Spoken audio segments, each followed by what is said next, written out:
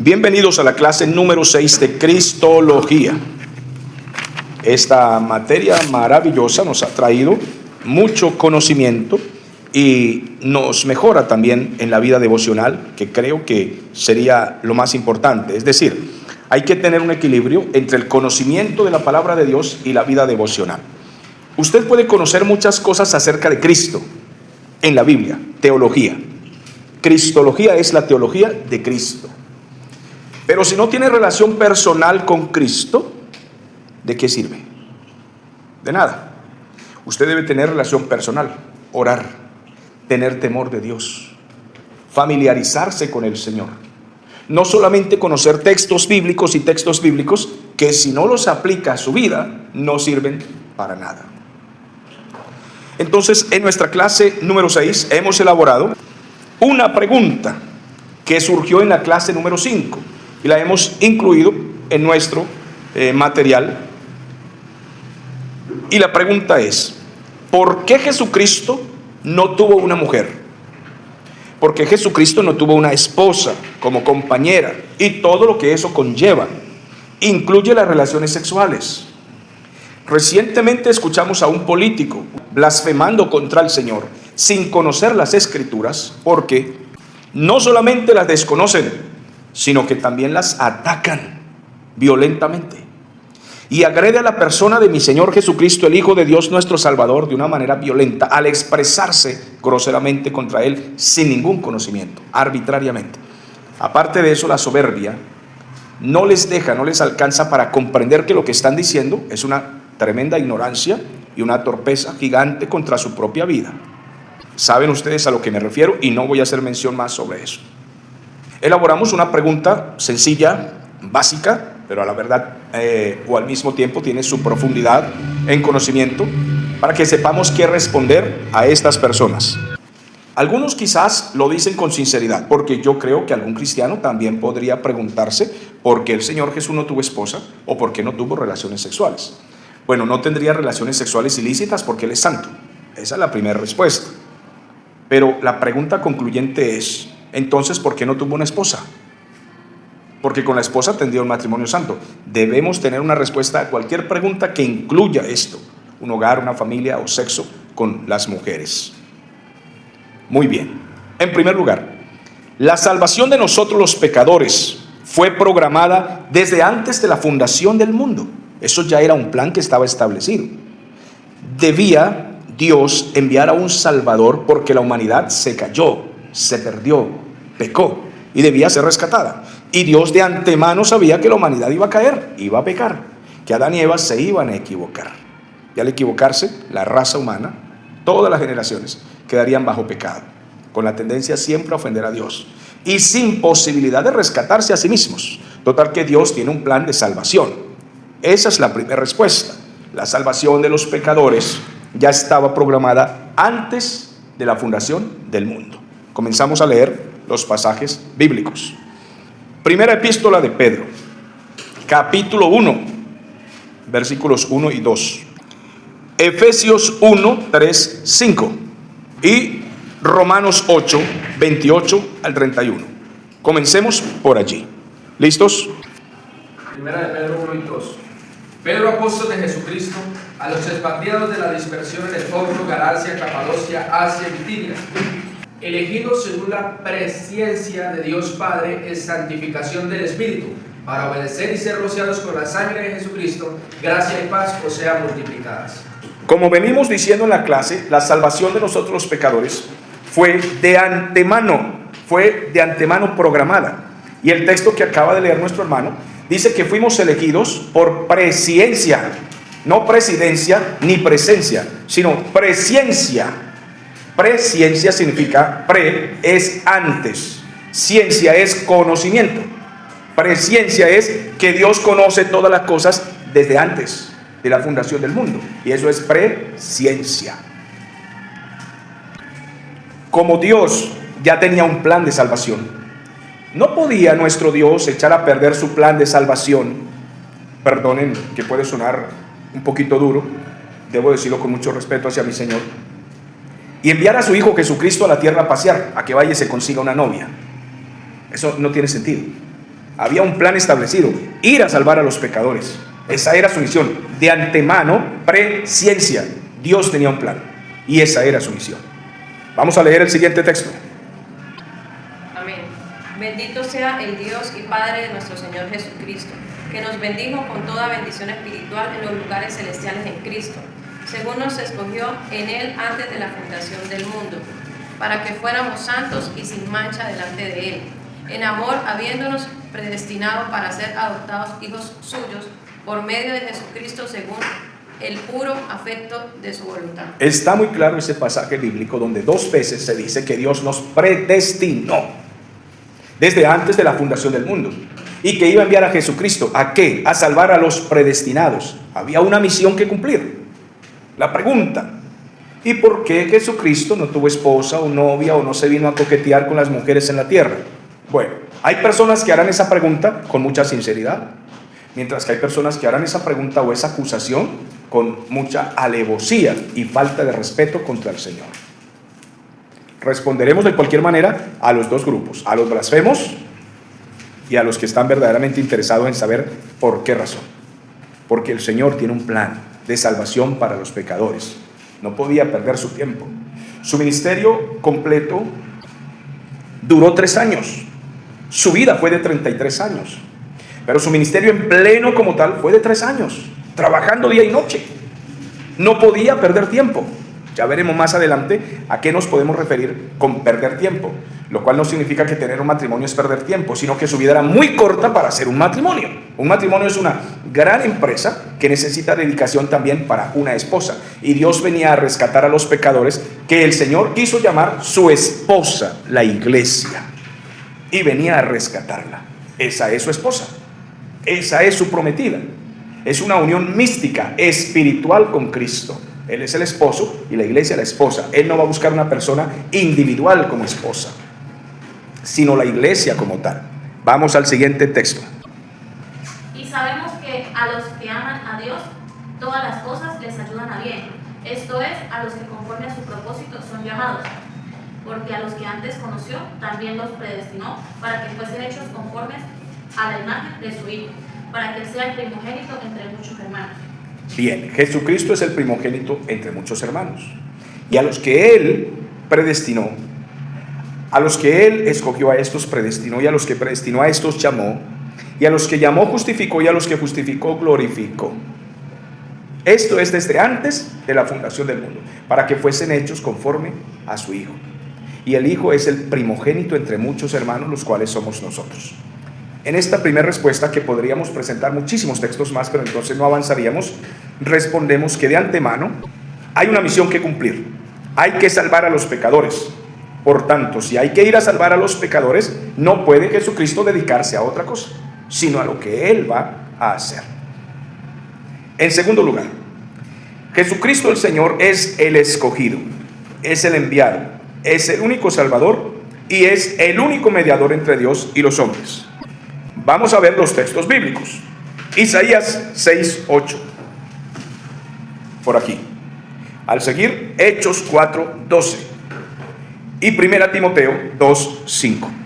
¿Listos? Ahora. Después oí la voz del Señor que decía: ¿a quién enviaré y quién irá por nosotros? Entonces respondí yo: heme aquí, envíame a mí. El profeta Isaías tiene una misión. Dios está en el trono y está diciendo: ¿a quién enviaré? ¿Quién irá por nosotros en la Trinidad? El profeta Isaías, que es tipo de Cristo, dice: envíame a mí. ¿Qué creen ustedes que pasó en el trono de Dios cuando la Trinidad está en esta conversación? ¿A quién enviaré? ¿Quién irá por nosotros a redimir la humanidad? ¿Quién fue el que dijo realmente en el trono: heme aquí, envíame a mí? El Señor Jesucristo. El Señor Jesucristo, el Verbo de Dios, vino y se hizo hombre. Esa era su misión. Esa era su misión. Por tanto, estamos respondiendo paso a paso a la pregunta: ¿por qué Jesucristo no vino a conseguir novia? ¿Por qué no podía divertirse como todos los chicos del barrio? Impresionante, ¿verdad? Bien, vamos al siguiente texto. Vamos. Hechos 4:12. Y en ningún otro hay salvación, porque no hay otro nombre bajo el cielo dado a los hombres en que podamos ser salvos. En ningún otro hay salvación. ¿Qué tal que el Señor Jesús hubiese venido a la tierra a pasear y a hacer otras cosas, cuando el único mediador, el único salvador y el único nombre es Él? Y se hubiera distraído en otras cosas. ¿Qué hubiera sido de todos nosotros? ¿Me doy a entender, mis amados? Vamos al siguiente texto. 1 Timoteo 2:5. Porque hay un solo Dios y un solo mediador entre Dios y los hombres, Jesucristo, hombre. Un solo Dios y un solo mediador. Si perdemos a ese mediador, ¿qué hubiera sido de nosotros? Él es el Salvador y Él es el mediador. Ahora bien, el Señor Jesucristo venía a cumplir una misión específica. Vamos a mencionar en esta clase, de manera resumida y breve, directa y concreta.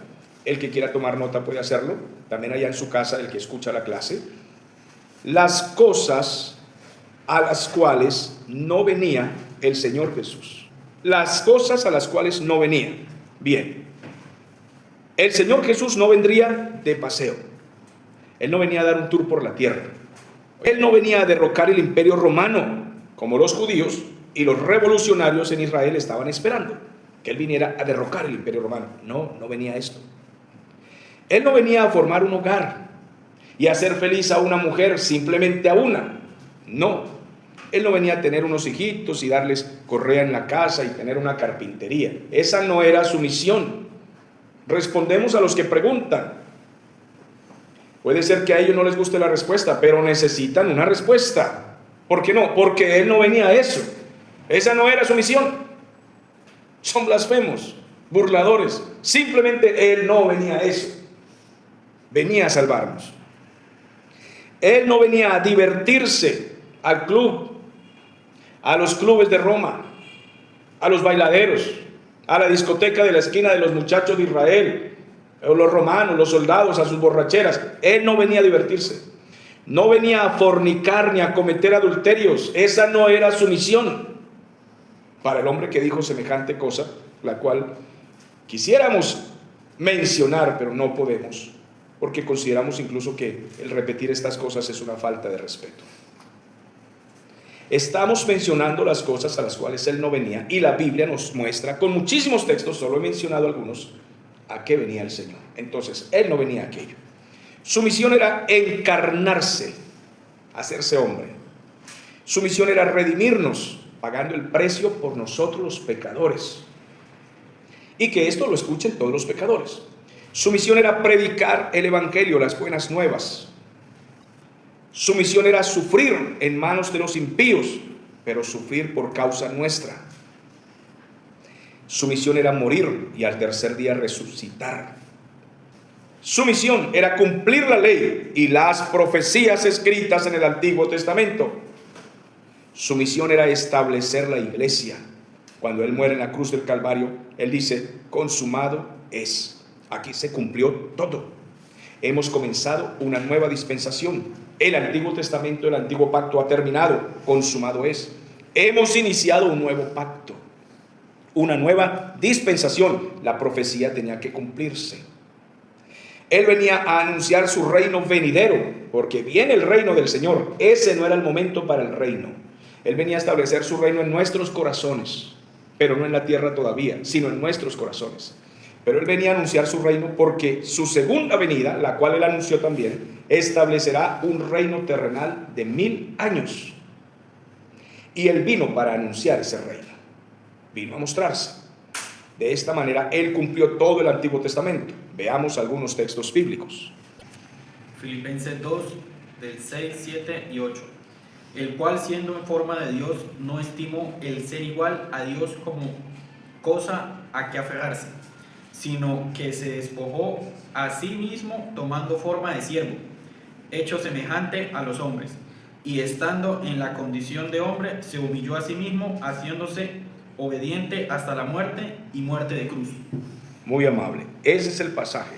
Él vino y se encarnó, pero no se encarnó en un príncipe, en un rey, en un gobernante, en un político, no, en un hombre común, y siendo hombre común, se humilló más y se hizo siervo, hasta llegar a una muerte también, como era la muerte en la cruz. Pero no solamente era una muerte vil, quiero que sepan y recuerden que a Cristo, número uno, sin juzgarlo correctamente, lo condenaron. Siendo inocente, no había que acusarlo. ¿Qué hacemos? Paguemos a unos impíos e inventémonos algo, que es un blasfemo, que es un ladrón, que es un mentiroso, cualquier cosa, pero matémoslo. Ya por ahí ven justo. Segundo, el tipo de castigo que le dieron, se les pasó la mano, se les fue la mano. Es decir, a los ladrones, impíos, asesinos hay que darles duro, eso piensa toda justicia y toda ley. Pero como este es el peor de los malhechores porque lo odiamos, vamos a burlarnos de él y vamos a escarnecerlo. Cada que digo esto, mi pecho se quebranta, porque es que siento mucho dolor, porque por causa nuestra fue esto, pero siento mucha molestia, indignación de cómo nosotros los seres humanos somos capaces de golpear a una persona que no merece ser golpeada, sin motivo. Y escarnecerlo y encarnizarnos contra él sin que haya nada. ¿Por qué razón? Ahora bien, mueren dos delincuentes, un ladrón aquí y el otro aquí. ¿Por qué ponen al Señor Jesús después de haberle dado la peor paliza? ¿Por qué lo ponen en medio de ellos dos? ¿Por qué? Porque consideran que Él es el peor. Impresionante. Ponen a dos criminales aquí a los lados, pero Él en el medio, porque Él es el capo, el prán. Él es más peligroso que ellos. Y debemos darle el peor castigo. Esto debe hacernos reflexionar. Por eso le digo que la cristología no es simplemente llenarnos de textos bíblicos. No es leer y leer teología y decir al salir de una clase, yo sé mucha cristología, porque me aprendí o escuché o leí 50 versículos bíblicos. No. Reflexionemos en la persona de Cristo, en toda su vida, todo lo que Dios hizo, un plan tan perfecto. Y les he dicho en esta clase, y a todos los hermanos que toman la clase en su casa y en la iglesia donde puede servir esta clase, que estamos dando una cristología básica. Es como el calentamiento de esta materia. Luego pasaremos a un segundo nivel de cristología, donde tenemos que profundizar aún más. Pero ¿cuál es nuestra intención como profesores en esta materia? No es simplemente llenarnos de letra, es pensar que había un plan tan grande, tan eterno, tan maravilloso, tan profundo, tan sublime, tan alto, tan incomparable, hecho por la mano de Dios. ¿Para quién? Para nosotros. Para nosotros. ¿Merece nuestro Dios que reflexionemos en estas cosas, sí o no? Muy bien. Entonces, aquí hemos visto este pasaje. Vamos a ver otro. Comencemos por aquí. Mateo, capítulo 24, versículo del 35 al 43. Amén. El cielo y la tierra pasarán, pero mis palabras no pasarán. Pero del día y de la hora nadie sabe, ni aun los ángeles de los cielos, sino solo mi Padre. Mas como en los días de Noé, así será la venida del Hijo del Hombre. Porque como en los días antes del diluvio estaban comiendo y bebiendo, casándose y dando en casamiento, hasta el día en que Noé entró en el arca. Y no entendieron hasta que vino el diluvio, y se los llevó a todos. Así será también la venida del Hijo del Hombre. Entonces estarán dos en el campo, el uno será tomado y el otro será dejado. Dos mujeres estarán moliendo en un molino, una será tomada y la otra será dejada. Velad pues, porque no sabéis a qué hora ha de venir vuestro Señor.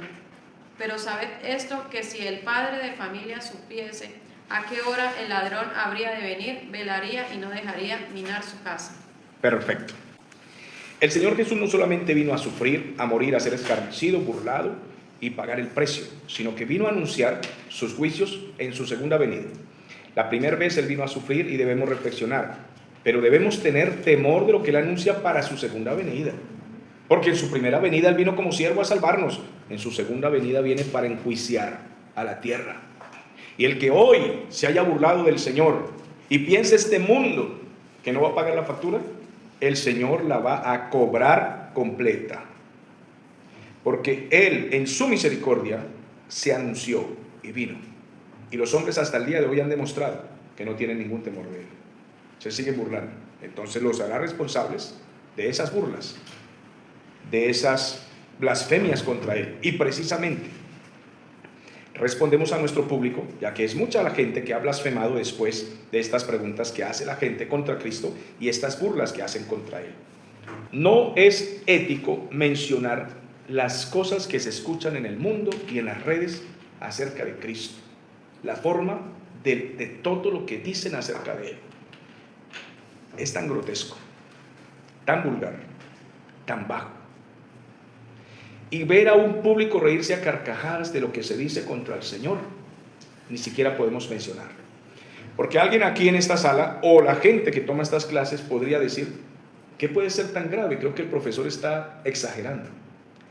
El problema es que no podemos mencionar, porque es demasiado grave. Es más, al cerrar esta clase y dialogar entre nosotros en privado, tampoco podemos hacerlo, porque sería como formar parte de eso tan grotesco que se dice del Señor. Es mejor olvidarlo y borrarlo totalmente de nuestra mente. Entonces, debemos tener temor, porque Él dice que el padre de familia, si supiera cuándo va a venir el ladrón, estaría velando. Estaría velando. Vamos al siguiente texto bíblico. Mateo capítulo 4, versículo 17. Desde entonces comenzó Jesús a predicar y a decir: arrepentidos, porque el reino de los cielos se ha acercado. El reino de los cielos se ha acercado. Ahora, se acercó y se estableció en nuestros corazones. Pregunto, público, hermanos, ¿estamos contentos de que el reino de Dios se haya establecido en nuestro corazón? ¿Sí o no? Estamos contentos. Hay algunas cosas que nos pueden parecer difíciles en este camino, porque somos seres humanos, nos parecen estrechas, angostas, espinosas, pero el gozo que tenemos es más grande que cualquier dificultad, prueba que se pueda presentar en el camino. Vamos al siguiente pasaje bíblico. Vamos. Juan 19:30. Cuando Jesús hubo tomado el vinagre, dijo: consumado es. Y habiendo inclinado la cabeza, entregó el espíritu. Cuando estaba muriendo mi Señor Jesús en la cruz, dijo: he cumplido la misión, se ha cumplido la ley, se han cumplido las profecías, ya pasó el Antiguo Testamento. Significa esa frase: consumado es, que ya pasó, que ya se cumplió, que Él venía a cumplir una misión y la cumplió, y que su misión no era venir a tener noviecitas, ni jugar en el parque, ni tener una esposa y criar unos hijos como nosotros. Él no venía a eso.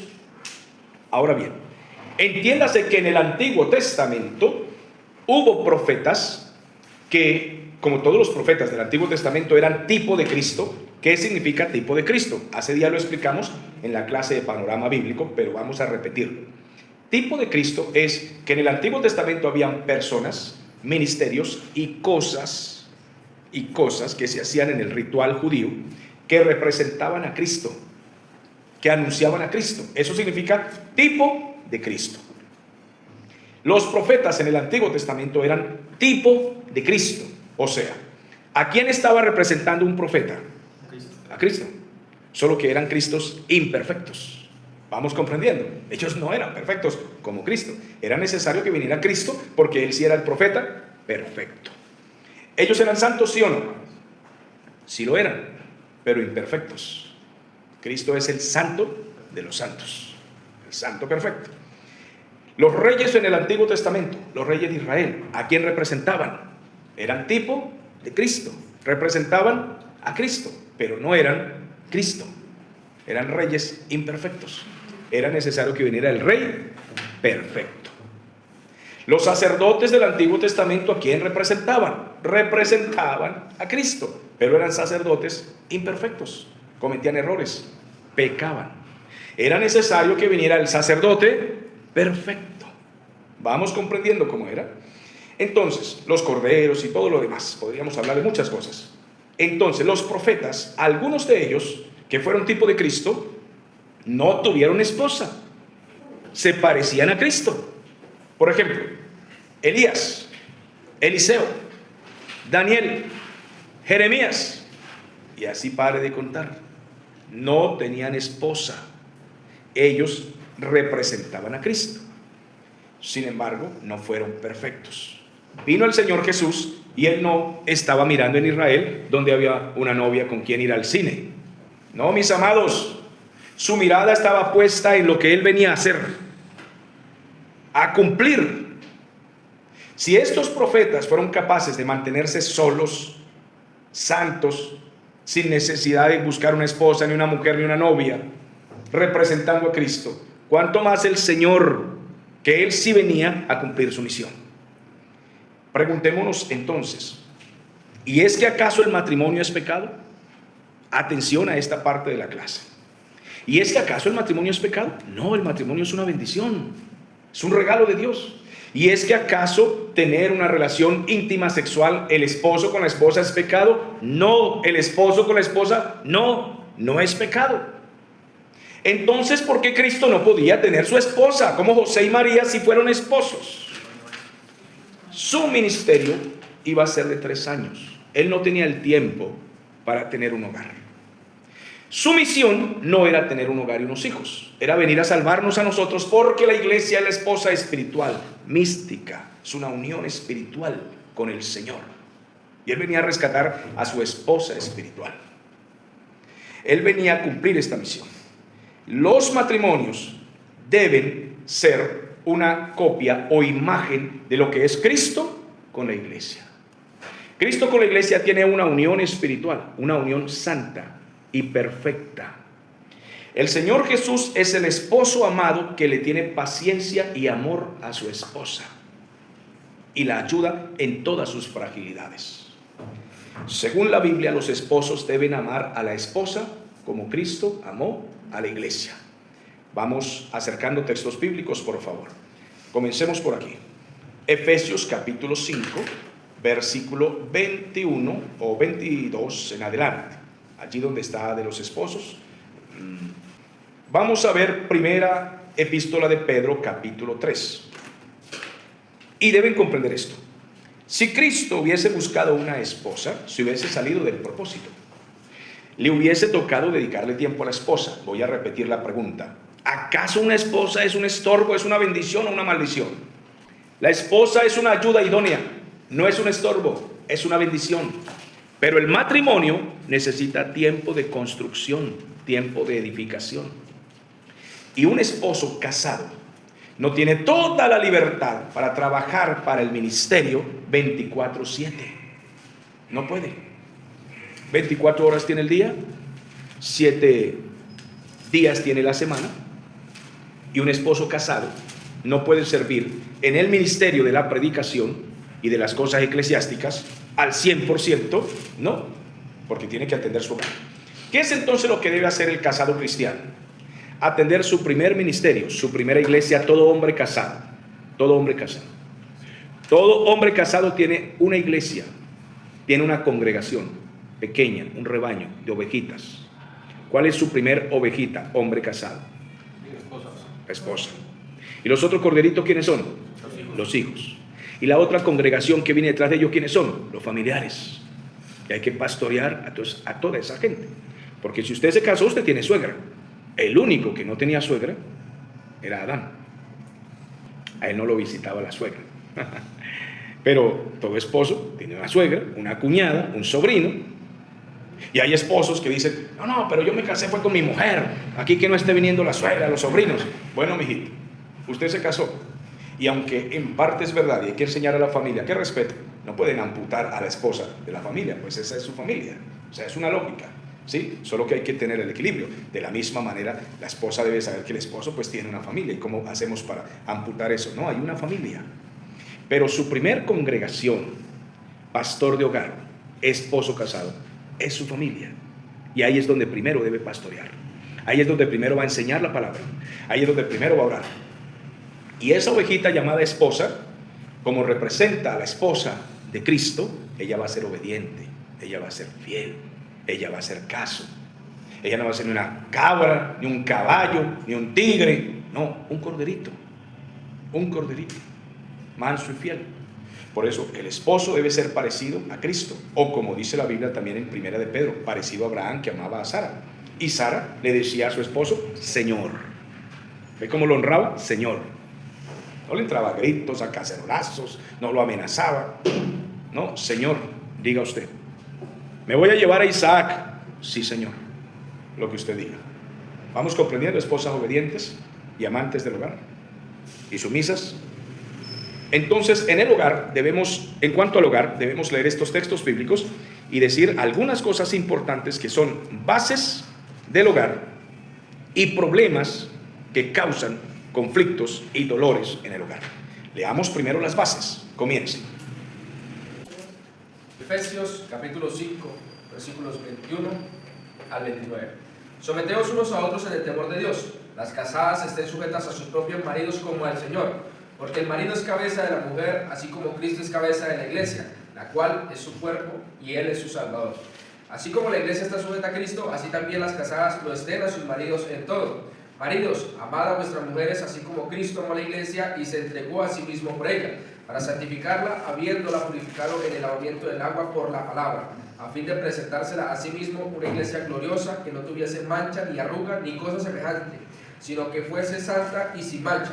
Así también los maridos deben amar a sus mujeres como a sus mismos cuerpos. El que ama a su mujer, a sí mismo se ama, porque nadie aborreció jamás su propia carne, sino que la sustenta y la cuida, como también Cristo a la iglesia. Eso es perfecto. Noten ustedes que al marido aquí se le dice, amad a vuestras mujeres. Y a la mujer se le dice, sujétese a su marido. ¿Por qué al hombre se le dice, ame? Y a la mujer le dice, respete y sujétese. Porque al hombre se le da un mandamiento de algo que a él le cuesta y no sabe hacer. El masculino, el varón, no es tierno, no es amoroso, no es cariñoso. Sabe dar órdenes, gobernar, gritar, enojarse y pedir su relación íntima, así sea con enojos. Ese es el varón, el masculino. Las mujeres por lo general son más tiernas, más de hogar, más hogareñas, en fin. Pero cuando se rebelan, así sea por una pequeñez, porque ella quería que el marido le buscara una hamburguesa a las 11 de la noche y el hombre está cansado, ya por eso hay separación de cama por 3, 4 días, 8 días, el matrimonio se pone en conflicto y entran en esas debilidades. Entonces a la mujer se le dice, señora, respete, sujétese, baje el tono y siga portándose bien con su esposo. No lo castigue, no lo irrespete, no lo gobierne, no lo mande. ¿Por qué a las mujeres se les dice esto? Porque en el huerto del Edén los matrimonios cayeron. El Señor vino a rescatar al hombre, pero también vino a rescatar la relación matrimonial, porque los matrimonios se despedazaron. Y a medida que avanza el tiempo, el matrimonio tiene menos valor dentro de los seres humanos. Hoy en día nadie quiere casarse ni le interesa. Lo que Dios tenga que decir, no me importa. Que Dios quiere que los hogares se amen, que el esposo ame a la esposa como Cristo amó a la iglesia hasta la sangre.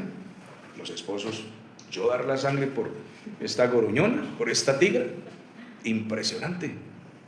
Pero la Biblia dice, no que es una tigra, sino que es su esposa, que debe amarla y cuidarla y protegerla y que ella debe sentirse protegida, que tiene un hombre que la cuida y que da la cara por ella. Así debe sentirse ella. Pero el hombre debe sentirse representado, que ella donde quiera dice que él es el varón y que lo hace sentir como un hombre. Hay esposas que hacen sentir a su esposo como un tonto y lo ridiculizan públicamente y se burlan de él y le ponen sobrenombres delante de la gente, porque desde que cayeron en el huerto del Edén, todas las bases del matrimonio se cayeron y Cristo vino para reparar el daño que nos hicieron allá y que nos hemos hecho nosotros mismos, porque también somos responsables. ¿Cuántos creen que somos responsables? Muy bien. Entonces veamos ahora lo que nos aconseja el apóstol Pedro. Y hay muchísimos pasajes más sobre el matrimonio, solamente que estamos leyendo algunos y le dejo de tarea 1 Corintios capítulo 7 completo, que también es sobre el matrimonio. Pero leamos aquí este. 1 Pedro capítulo 3 versículo del 1 al 7. Asimismo vosotras mujeres estad sujetas a vuestros maridos, para que también los que no creen a la palabra sean ganados sin palabra por la conducta de sus esposas, considerando vuestra conducta casta y respetuosa. Vuestro atavio no sea externo, de peinados ostentosos, de adornos de oro o de vestidos lujosos, sino el interno, el del corazón, el incorruptible ornato de espíritu afable y apacible, que es de grande estima delante de Dios. Porque así también se ataviaban en otro tiempo aquellas santas mujeres que se esperaban en Dios, estando sujetas a sus maridos, como Sara obedecía a Abraham, llamándole Señor, de la cual vosotras habéis venido a ser hijas, y si hacéis el bien sin temer ninguna amenaza. Vosotros, maridos, igualmente, vivid con ella sabiamente, dando honor a la mujer como a vaso más frágil, y como coherederas de la gracia de la vida, para que vuestras oraciones no tengan estorbo. En primer lugar, el apóstol Pedro nos está aconsejando, y más que aconsejarnos, el apóstol Pedro nos está hablando de parte del Espíritu Santo. Son mandamientos del Señor. Que el marido sea sabio con la esposa. Que el marido sea sabio con la esposa. A veces cuando doy conferencias para hombres, solo para hombres, yo les digo frases, no las voy a decir aquí, solo un pedacito. Para que los hombres varones masculinos entendamos lo que es la madurez, el crecimiento, el hogar, ser padres, responsabilidades y temas como estos, hay que darles 50 conferencias para que por fin entiendan. Y esto puede ser que ofenda a los hombres. Mi intención no es ofenderlos, porque yo también soy hombre, soy varón, y sé lo que nos cuesta a los hombres. A los varones no nos gusta recibir consejería de otro hombre. Orgullo total. Nos cuesta tener que recibir consejería y ir con la esposa a que un hombre nos aconseje. Nos cuesta que nos llamen la atención, porque los hombres creemos que en nuestra casa somos los únicos que tenemos la razón, lo que mandamos. Y como nosotros decimos, es así, así estemos bien equivocados. Pero es necesario que reconozcamos que necesitamos ayuda, somos imperfectos todos, necesitamos ayuda. A nosotros los ministros de Dios, nosotros que nos reunimos con otros pastores y tomamos conferencias y dialogamos, a veces allí se revelan nuestros defectos, pedimos oración por lo que tenemos que pedir oración. Necesitamos ayuda. Este texto viene de parte del Espíritu Santo. Él nos está diciendo que seamos sabios. Vamos a decirlo por lo contrario. El Espíritu Santo nos está diciendo a los hombres, sean sabios. Porque el Espíritu Santo escribe con altura, con delicadeza. Sean sabios en el hogar. ¿Por qué estropean con sus palabras y sus actos? Yo quiero que ustedes me digan, o que mediten, reflexionen. ¿Hay en la iglesia hombres torpes que maltratan a su esposa y la golpean y la hieren? ¿Sí lo hay o no lo hay? Sí, de eso están llenas las iglesias. Ahora veamos a las esposas. ¿Será que todas son como dice aquí la Biblia? Mansas, unas corderitas que el esposo ya no sabe ni dónde ponerlas, de los juiciositas que son, que no contestan una palabra. Proverbios 31 dice, mujer virtuosa, ¿quién la hallará? Porque su estima sobrepasa a las piedras preciosas. Quiere decir que una mujer virtuosa hay que buscarla. ¿Y dónde creemos nosotros que se puede encontrar? Pues algunos hombres se equivocan, dicen, me voy a meter evangélico porque ahí es donde están. Y a veces se pegan unas estrelladas, porque las hermanitas no eran tan mansapalomas. Entonces nuestro trabajo como esposos y como esposas es parecernos a Cristo, que amó a la iglesia, y a una iglesia santa, que es obediente al Señor. Así debe ser la esposa. Alguien puede decir, pero quizás las iglesias no son tan mansas como parecen, pero Cristo está hablando de la iglesia verdadera. La iglesia verdadera es un remanente de gente humilde, obediente, que obedece al Señor. Y a esa iglesia verdadera es a la que la esposa debe parecerse. No está hablando del esquema religioso de la cristiandad, no, de la iglesia verdadera, de los creyentes que sí se portan como cristianos verdaderos, obedientes al Señor. A esa esposa del Señor es que cada esposa debe parecerse. Y en este pasaje se nos presenta a Eva como un ejemplo de pudor, de respeto, de castidad, de pureza.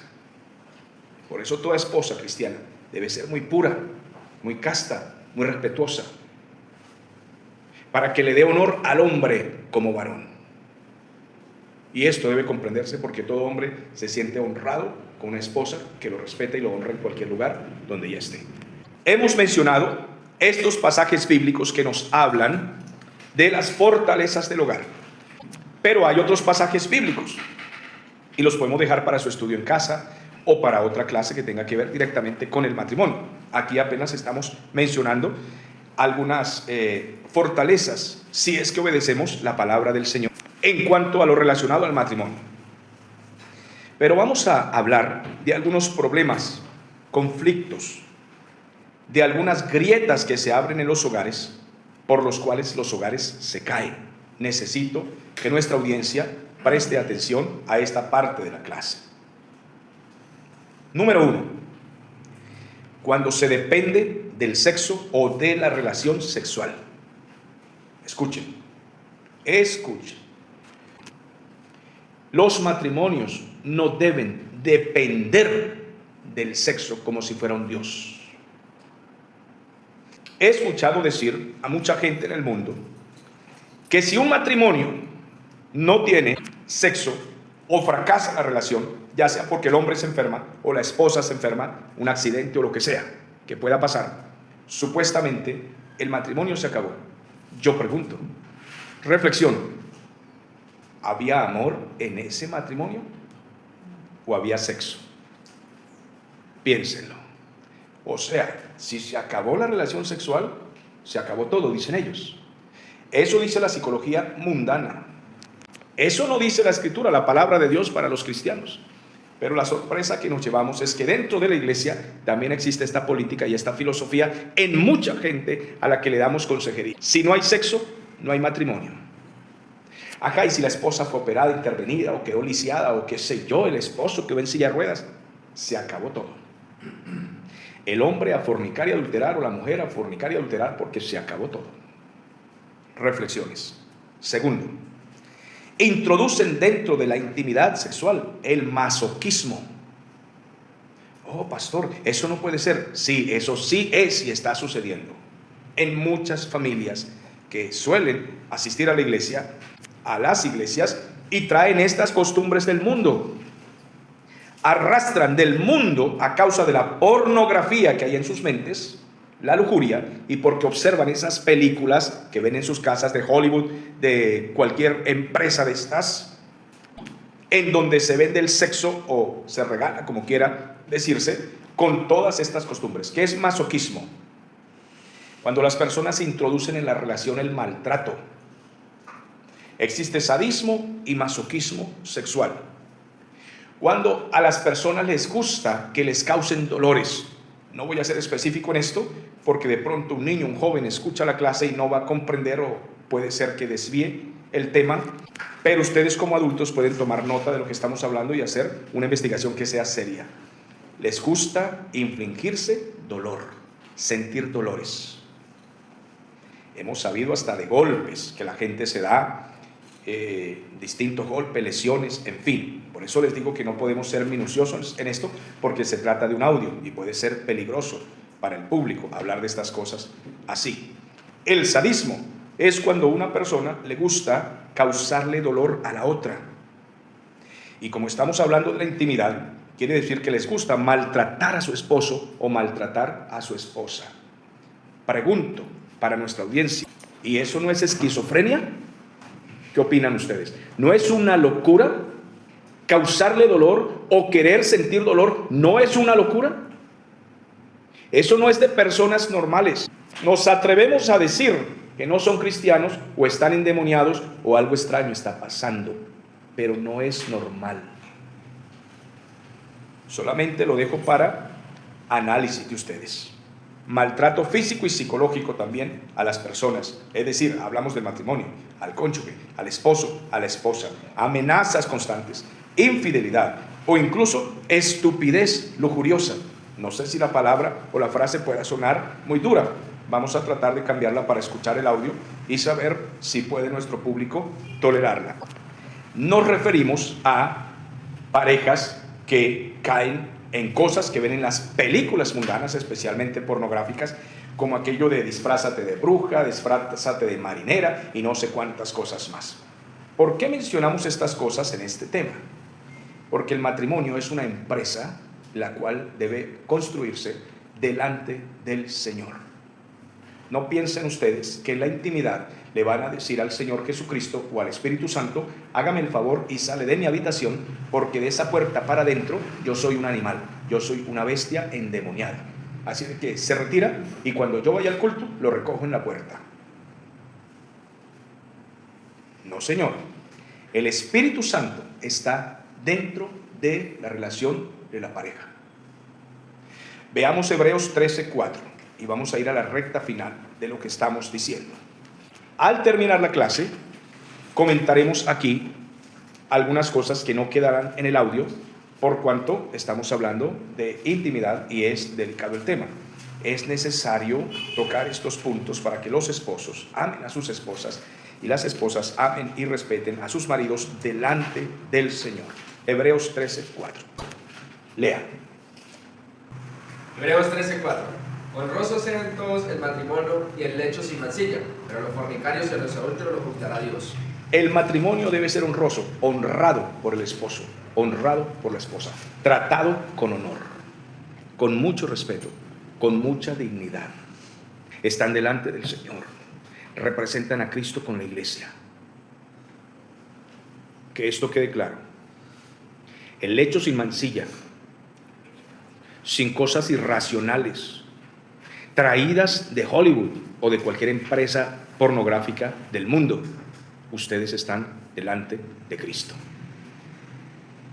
Cerramos y vamos a los comentarios.